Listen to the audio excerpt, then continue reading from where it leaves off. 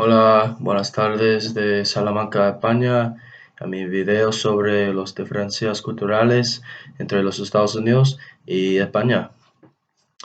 Hey, welcome to my video. Welcome from Salamanca, Spain. This is my video blog about the cultural differences between the US and Spain.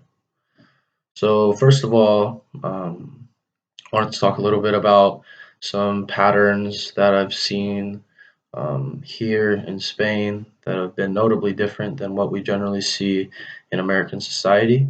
The most prevailing cultural difference spectrum that I've observed here in my time has been the spectrum in between monochronism and polychronism, with the United States definitely leaning more monochronic, in my opinion, and Spain more on the polychronic side. As you've previously seen in my second critical incident report, my first one as well, about meal schedules and then also about passing periods within our university. A polychronic, more laid back style is employed here in Spain. Their focus is definitely more on whatever activity is going on at the time, whatever people they're with. They're not so concerned with a tight, strict schedule like we are back home in the States. The days are stretched out much longer, as I mentioned in my research report about hangout habits and times. It's not uncommon to see people of all ages out on the streets or out in bars and restaurants very late at night, even during the week, because the Spanish day is just so much more stretched out and at taking a much more relaxed pace.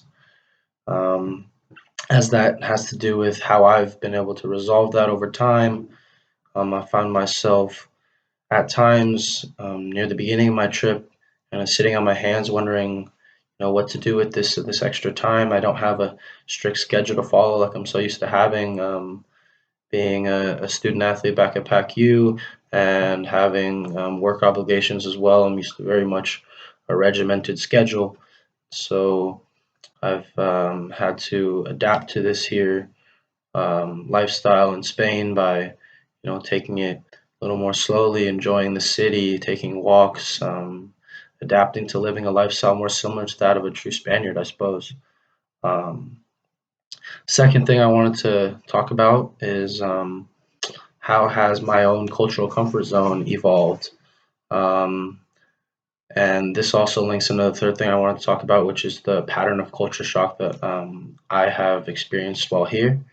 I would say that me being a very culturally diverse person, having a culturally diverse background with parents who are white and from the East Coast, being a Korean kid, and obviously being here in Spain, I think I was pretty well equipped to deal with culture shock, and as a result, I didn't experience a very harsh culture shock pattern. I would say the closest thing that I experienced was that of the U curve that we studied in Global Skills 1. However, I would say it much more follows a close, small concave followed by a rapid rise.